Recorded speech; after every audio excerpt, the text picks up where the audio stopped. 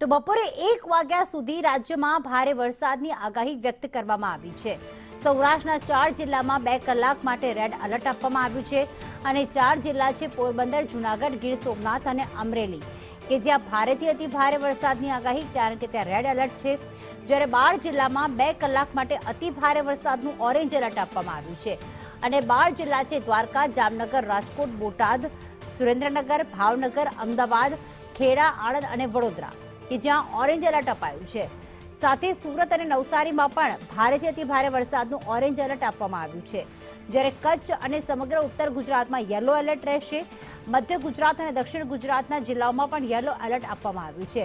આમ જોવા જઈએ તો 1 વાગ્યા સુધી એટલે કે 2 કલાકના સમયગાળામાં સમગ્ર ગુજરાતમાં વરસાદની આગાહી કરવામાં આવી છે, જેમાં સૌરાષ્ટ્રના 4 જિલ્લામાં રેડ એલર્ટ છે।